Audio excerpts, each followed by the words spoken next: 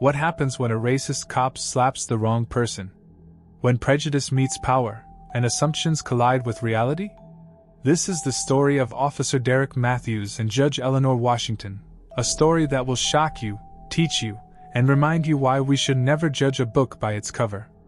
It was a Tuesday morning in downtown Atlanta when these two worlds collided in the most unexpected way.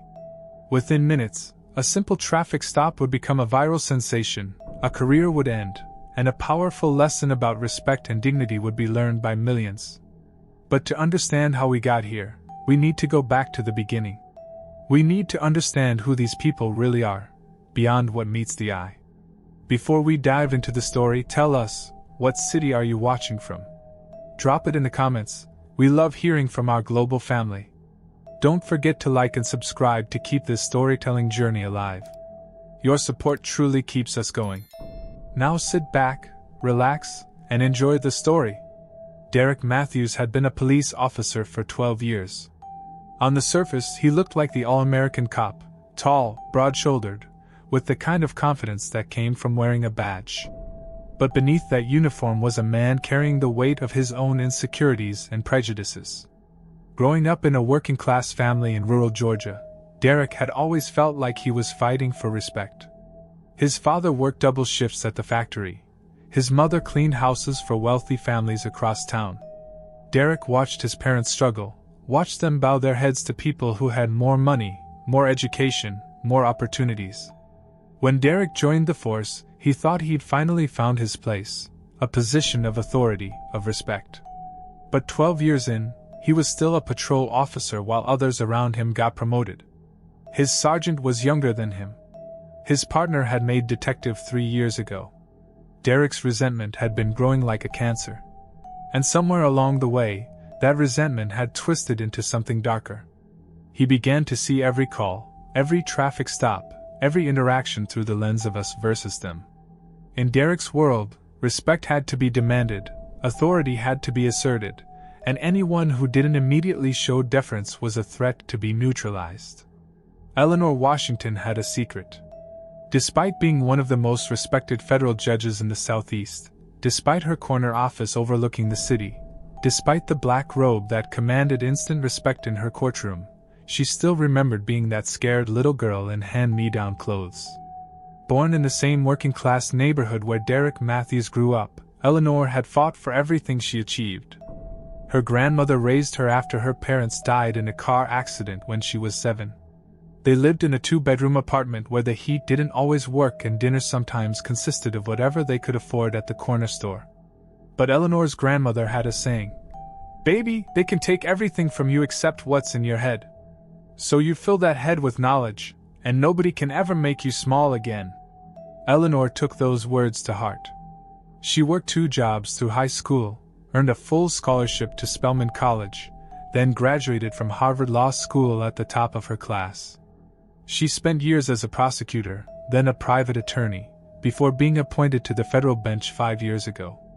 Despite her success, Eleanor never forgot where she came from. She drove a modest sedan instead of a luxury car. She shopped at regular stores, ate at neighborhood diners, and made it a point to stay connected to her community. She volunteered at the legal aid clinic, mentored young lawyers, and every Sunday, she still had dinner with Mrs. Peterson, her childhood neighbor who helped raise her. But Eleanor's humility had an unintended consequence. When she wasn't wearing her judicial robes, when she was just Eleanor from the neighborhood, people made assumptions. They saw a middle-aged black woman in simple clothes and thought they knew her story. They thought they knew her worth. Tuesday, March 15, 2024. Judge Eleanor Washington had been up since 4 a.m. preparing for one of the biggest cases of her career, a federal civil rights lawsuit that had captured national attention. The case involved a police department accused of systematic racial profiling, and Eleanor knew the eyes of the nation would be on her courtroom. But first, she had a personal mission. Her old neighborhood was struggling. The community center where she'd spent countless hours as a child was about to close due to lack of funding. Eleanor had quietly arranged to donate the money needed to save it, but she wanted to deliver the check personally, to see the place that had shaped her one more time before court. She dressed simply that morning: jeans, a plain sweater, comfortable shoes. She drove her 10-year-old Honda Accord through the streets of her childhood, windows down, music playing softly. For just a few hours, she could be Eleanor from the block, not Judge Washington from the federal courthouse. Meanwhile, across town, Officer Derek Matthews was having the worst week of his career. He'd been passed over for promotion again. His younger partner had made sergeant. His wife had served him divorce papers. His landlord was threatening eviction. Derek felt like the world was conspiring against him, like everyone was getting ahead while he was stuck in place. As he suited up for his shift that morning, Derek caught his reflection in the locker room mirror. He saw a man who'd been disrespected, overlooked, underestimated. He straightened his shoulders, adjusted his badge, and made a silent promise to himself. Today, he would command the respect he deserved. His supervisor had assigned him to patrol the transitioning neighborhood where new development was pushing up against old communities. "Keep the peace," his sergeant had said. "Make sure the troublemakers know we're watching." Derek interpreted this as a license to be more aggressive, more assertive. He would show everyone, his supervisors, the community himself, that he was a force to be reckoned with. The collision course was set. Two people from the same neighborhood, shaped by similar struggles, now on opposite sides of a divide they didn't even know existed. One carrying the weight of justice on her shoulders, the other carrying the burden of his own unresolved pain. At 10:47 a.m., Judge Eleanor Washington pulled into the parking lot of the East Side Community Center. The building looked smaller than she remembered, more worn down, but it was still standing. She sat in her car for a moment, looking at the place where she'd learned to dream big. She reached for her purse to get the envelope containing the cashier's check, $50,000 that would save the center for another year. As she stepped out of her car, she noticed someone had dumped trash near the entrance. Old newspapers, fast food containers, broken glass. Eleanor shook her head and began picking up the litter. She couldn't stand to see her old neighborhood treated with such disrespect. 3 blocks away, Officer Derek Matthews was writing his third ticket of the morning when he got the call. "Suspicious person in the 1200 block of Martin Luther King Jr. Boulevard. Caller reports someone going through trash, possibly looking for items to steal." Derek's pulse quickened. This was it, a chance to show his authority, to clean up the neighborhood. He hit the sirens and sped toward the location. When he arrived at the community center, Derek saw exactly what he expected to see: a black woman in old clothes, crouched down near some trash, looking like she was scavenging. His training should have told him to assess the situation, to ask questions, to gather information. But Derek's prejudices and frustrations took over. He slammed his car door and approached with his hand resting on his weapon. "Hey! What are you doing here?" Eleanor looked up, surprised. She had an armful of trash and was clearly cleaning up. "Good morning, officer. I'm just picking up some litter. This is my old neighborhood." "I didn't ask for your life story," Derek interrupted. "I asked what you're doing here. You can't be going through people's trash looking for cans or whatever. This is private property." Eleanor stood up slowly, still holding the trash. She could feel the officer's hostility, could see the assumptions playing out behind his eyes. She'd encountered this before, the presumption that she didn't belong, that she was up to no good. "Officer, I think there's been a misunderstanding. I'm not looking through trash. I was cleaning up litter from the parking lot. I'm here to visit the community center." Derek scoffed. "Right. And I suppose you're a big donor or something?" His voice dripped with sarcasm. Eleanor paused. She could have ended this immediately by showing her judicial ID, by revealing who she was. But something in the officer's tone, something in his assumptions, made her want to see how far this would go. How far would his prejudice take him? "I do support the center, yes," she said calmly. "Support it how? By cleaning up trash? By hanging around where you don't belong?" Derek was getting more aggressive, feeding off his own anger. A small crowd was beginning to gather. Mrs. Johnson from the corner store, some teenagers who should have been in school, a mother with her toddler. Eleanor was aware of the audience, aware that whatever happened next would have witnesses. "Officer, I have every right to be here. I'm not breaking any laws. You're trespassing. You're disturbing the peace. You're—" Derek struggled to find more charges, his frustration growing. Eleanor remained calm, but inside, she was documenting everything. The officer's badge number, 2847, his patrol car number, his clear escalation without cause. She was also thinking about the irony. In 3 hours, she would be presiding over a case about police misconduct, and here she was, experiencing it firsthand. Derek's radio crackled. His supervisor's voice came through. "Matthews, what's your status on that suspicious person call?" Derek keyed his mic, his eyes never leaving Eleanor. "I've got the suspect detained. Still assessing the situation." Eleanor raised an eyebrow. "Suspect? Detained? Officer, I think you need to clarify what crime you think I've committed." Derek didn't like being questioned. In his mind, questioning a police officer was disrespect, and disrespect had to be met with force. "You don't get to tell me how to do my job, lady. Turn around and put your hands on the car." "Excuse me?" "You heard me. Hands on the car. Now." Eleanor looked around at the growing crowd. She saw faces she recognized, people from the neighborhood who knew her story, who had watched her grow up and succeed. She saw the confusion in their eyes, the anger building as they watched one of their own being humiliated. "Officer, I'm not going to submit to a search when I haven't committed any crime. I know my rights." Derek's face reddened. "Your rights? Let me tell you about your rights. You have the right to do what I tell you to do, when I tell you to do it. Now turn around." The crowd was getting restless. Someone started recording with their phone. Derek noticed and became even more aggressive. "Put that phone away," he shouted at the teenager with the camera. "It's a public place," the kid replied. "I can record."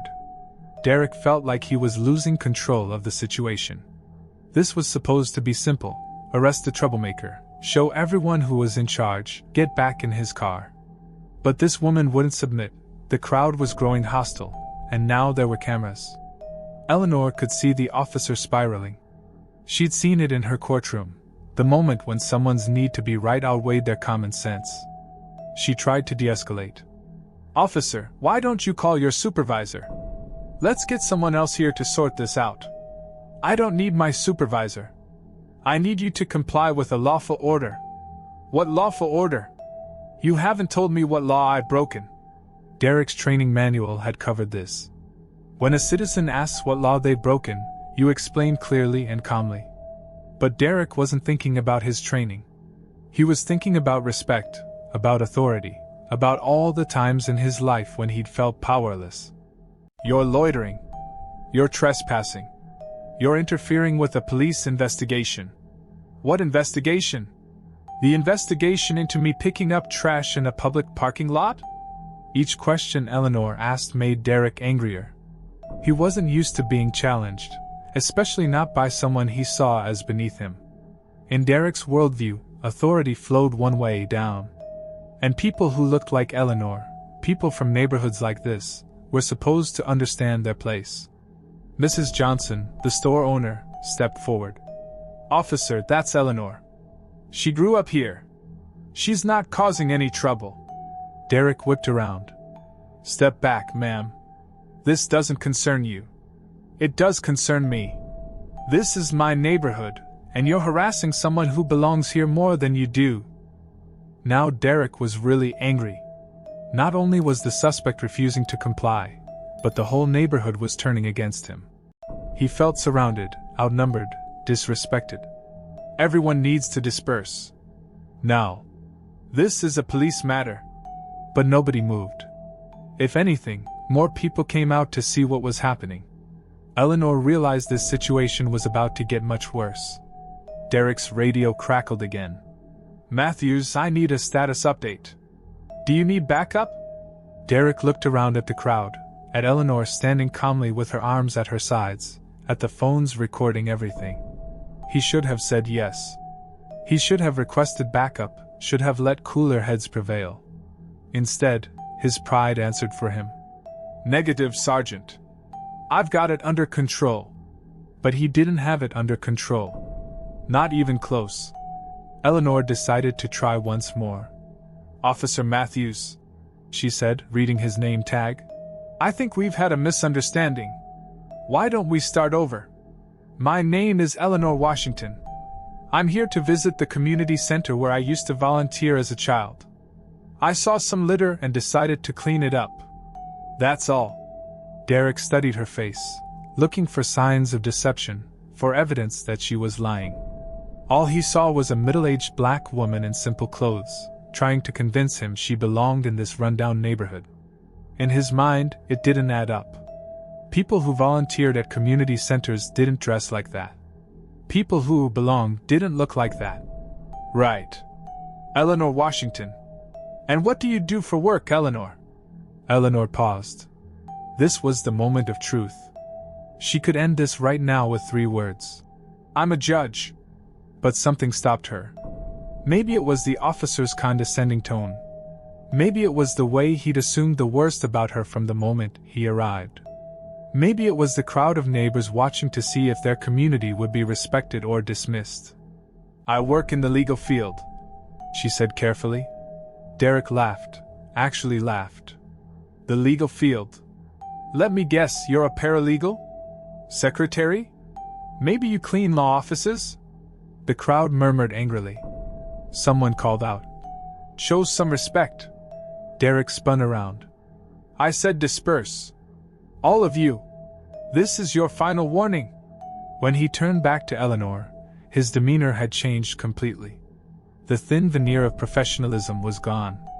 This was Derek Matthews stripped down to his core prejudices and insecurities. Here's what's going to happen, Eleanor from the legal field. You're going to get in my patrol car, we're going to go downtown, and you're going to explain to the judge why you thought it was okay to disrespect a police officer. Eleanor almost smiled at the irony. And which judge would that be? Judge Washington. She doesn't have time for people like you, but maybe a night in jail will teach you some respect. The crowd erupted.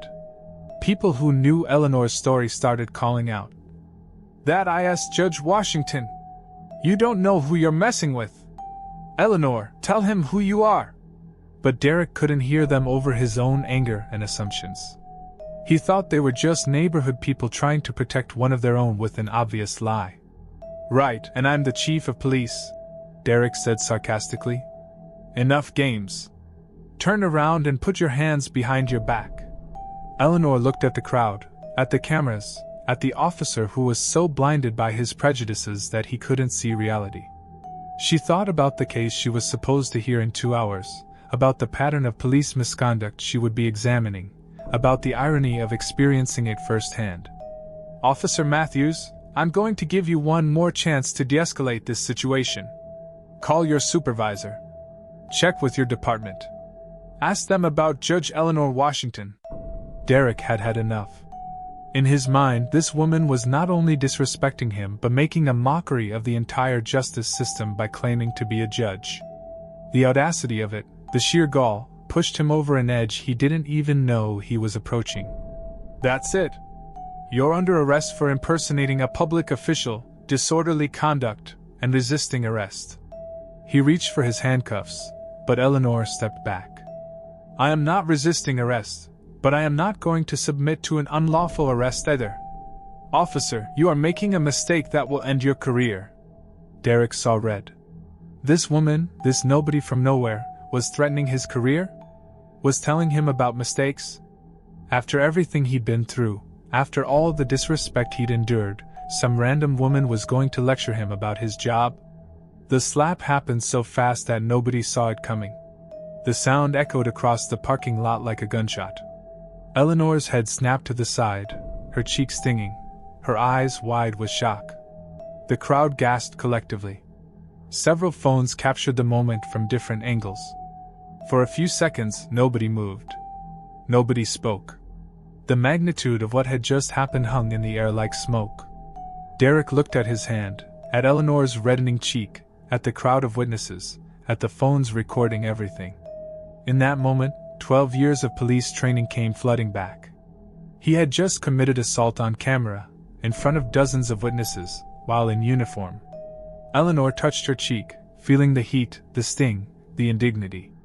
In 52 years of life, nobody had ever struck her. Not her grandmother when she was a child, not the bullies at school, not opposing counsel in heated courtroom arguments. Nobody. She looked at Officer Derek Matthews, really looked at him, and saw something she recognized from her courtroom. She saw a man who had just realized he'd made an irreversible mistake. She saw fear creeping into his eyes as the reality of his actions began to sink in. The crowd was getting angry now. Really angry. Someone shouted, "He can't do that!" Another voice, "Call the real police!" Mrs. Johnson was on her phone, presumably calling 911. Derek tried to regain control. She was resisting arrest. "She threatened me. You all saw her threatening me." But the phones had captured everything. The calm conversation, the gradual escalation, the unprovoked violence. There was no justifying what he'd done, no spinning it, no claiming self-defense. Eleanor straightened her shoulders, took a deep breath, and looked directly into Derek's eyes. When she spoke, her voice was calm, measured, judicial. "Officer Derek Matthews, badge number 2847, you have just committed assault on a federal judge. You have violated your oath, betrayed your badge, and in 3 minutes, when my security detail arrives, you will understand exactly how catastrophic this moment is for your career, your freedom, and your future." Derek's face went white. "Your what?" Eleanor reached into her purse, the same purse Derek had watched her carry while she was going through trash, and pulled out her judicial identification. Federal Judge Eleanor Washington, Northern District of Georgia. The crowd erupted in a mixture of vindication and anger. People who had grown up with Eleanor, who had watched her journey from the neighborhood to the federal bench, were shouting at Derek. "We tried to tell you! You should have listened! She's our judge!" Derek stared at the ID, his hands shaking. This couldn't be real. Federal judges didn't drive old cars, didn't wear regular clothes, didn't pick up trash in parking lots. They certainly didn't exist in his world, in his reality, in his neighborhood. But as he looked at the identification, at Eleanor's calm expression, at the crowd's reaction, the truth began to sink in. He had just slapped a federal judge. On camera. In front of witnesses. His career wasn't just over. His life as he knew it was over. In the distance, sirens began to wail. The first car to arrive wasn't another patrol unit. It was an unmarked black SUV with tinted windows. 2 U.S. Marshals in suits stepped out, followed by Detective Maria Santos, who had been assigned as Eleanor's security liaison for the high-profile case she was hearing that afternoon. Detective Santos took one look at Eleanor's reddened cheek, at Derek standing frozen with his handcuffs still in his hand, at the crowd of witnesses with their phones out, and immediately understood what had happened. "Your Honor, are you injured? Do you need medical attention?" Eleanor shook her head. "I'm fine, Detective Santos. But I think Officer Matthews here needs to understand his situation." Derek watched this interaction with growing horror. The detective had called her, "Your Honor." The marshals were treating her with obvious deference. This wasn't some elaborate neighborhood prank, this was real. Detective Santos approached Derek, her hand resting on her weapon. "Officer Matthews, I need you to slowly put your handcuffs on the ground and step away from Judge Washington." Derek complied, his movements mechanical, his mind struggling to process what was happening. One of the marshals was speaking quietly into his radio. "We have a situation at the community center. Judge Washington has been assaulted by a local officer.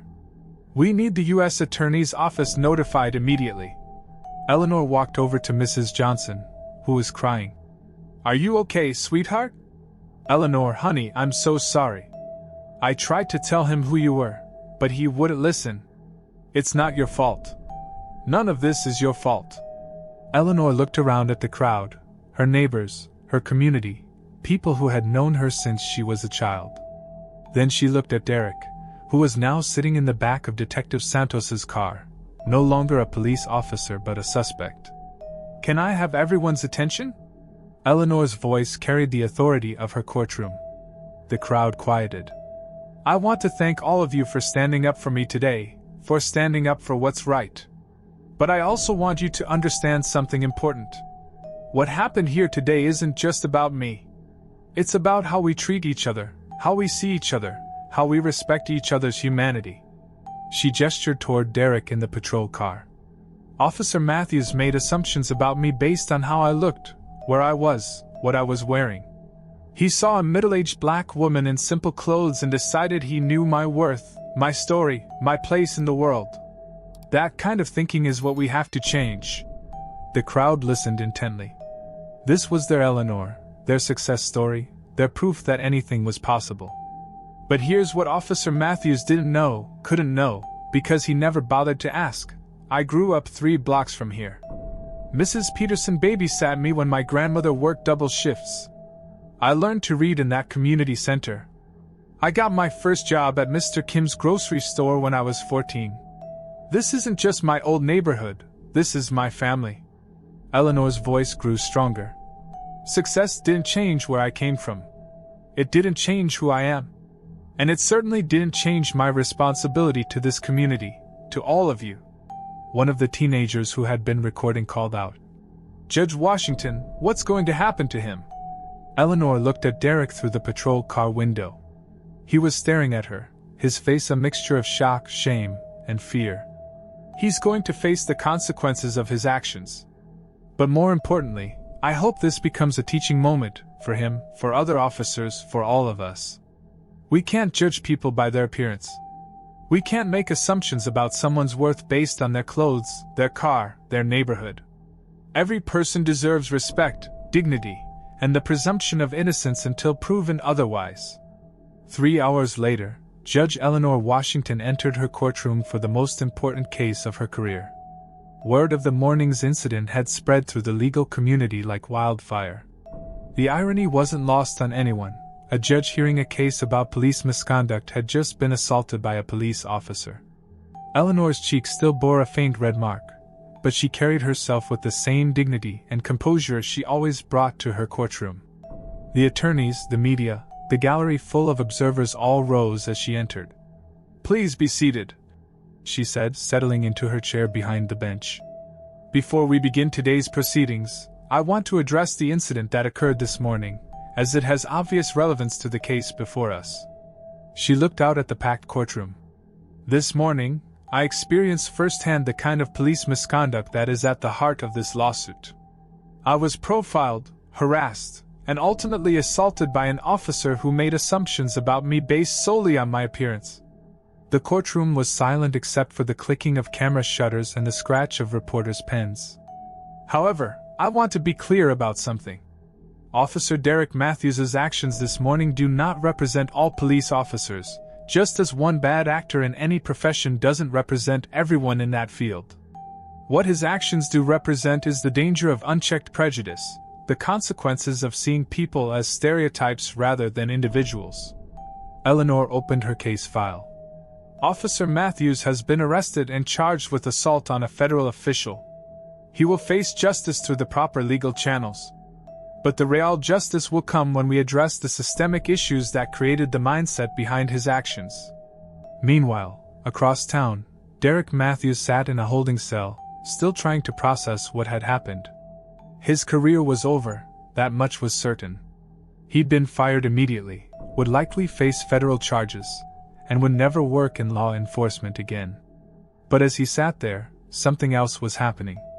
For the first time in years, Derek was being forced to confront his own prejudices, his own assumptions, his own role in perpetuating the very systems he claimed to serve. The viral video had already been shared millions of times. #WrongJudge was trending worldwide. But it wasn't just the shocking moment of the slap that captured people's attention. It was Eleanor's response, her grace under pressure, her use of the moment to teach rather than simply to condemn. A week later, Eleanor received a letter in her chambers. It was from Derek Matthews, written from his jail cell. Your Honor, I know I have no right to ask for your time or attention, but I needed to try to apologize. Not for my career, not for my legal troubles, but for the harm I caused you and for what I represented in that parking lot. I grew up 3 miles from where you grew up. We probably faced some of the same struggles, some of the same challenges. But somewhere along the way, I let my pain turn into prejudice, my struggles turn into resentment against people who looked like they had what I thought I deserved. I see now that you earned everything you achieved.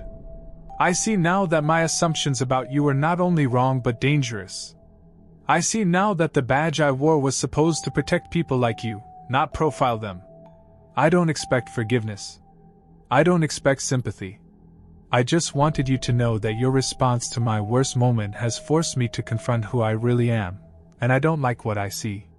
But maybe that's the first step toward becoming someone better. I'm getting counseling in here. I'm trying to understand how I became the kind of person who could do what I did to you. And when I get out, I want to spend whatever time I have left making amends, not just to you, but to every person I ever treated with less respect than they deserved. Thank you for handling my ignorance with such grace. Thank you for turning my moment of hatred into a lesson about humanity. I'll spend the rest of my life trying to be worthy of that lesson. Eleanor read the letter twice, then set it aside. She thought about the boy Derek had been, growing up just a few miles from her own childhood home. She thought about the different paths they'd taken, the different choices they'd made, the different people they'd become. Justice had been served. Derek would face the legal consequences of his actions. But perhaps, just perhaps, something more important had happened in that parking lot. Perhaps a moment of shocking prejudice had become a catalyst for the kind of change that couldn't be mandated by law or enforced by courts. 6 months later, the community center Eleanor had come to visit that day held its grand reopening. The $50,000 donation she'd brought that morning had been matched by dozens of other contributors inspired by her story. The center now housed not just after-school programs and community events, but also a police community dialogue program designed to build understanding between law enforcement and the neighborhoods they served. Eleanor spoke at the ribbon-cutting ceremony, standing in the same parking lot where she'd been assaulted. The litter was gone. The building had been renovated. The community was stronger. Change doesn't always come the way we expect it, she told the crowd. Sometimes it comes through moments of crisis, through confrontations that force us to examine who we are and who we want to be. What happened here 6 months ago was wrong, was inexcusable, was a violation of everything we believe about justice and dignity. But what happened next, the way this community responded, the way people across the country responded, the conversations that started, the changes that began, that gives me hope. That reminds me why I do this work. Eleanor looked out at the faces in the crowd, old neighbors and new friends, police officers and community activists, people who had shared her story and people who were hearing it for the first time. We still have work to do. We still have bridges to build, prejudices to confront, systems to reform. But if we can remember to see each other as human beings first, if we can remember that every person has a story worth knowing and a dignity worth respecting, then maybe moments like these can become turning points instead of just headlines. As the crowd dispersed and Eleanor prepared to leave, Mrs. Johnson approached her with tears in her eyes. "Eleanor, honey, are you really okay? I mean, really okay?" Eleanor smiled and hugged the woman who had known her since she was 7 years old. "I'm okay, Mrs. Johnson. We're all going to be okay. Because this is what family does. We stand up for each other, we learn from each other, and we make sure the next generation knows better than we did." As Eleanor drove home that evening, taking the same route through her old neighborhood, she thought about the lesson learned, the price paid, and the hope that remained. In her rearview mirror, she could see the community center's lights glowing against the evening sky, a beacon of what was possible when people chose understanding over assumption, grace over grudges, and hope over hatred. The story had gone viral not because of the moment of violence, but because of the response to it.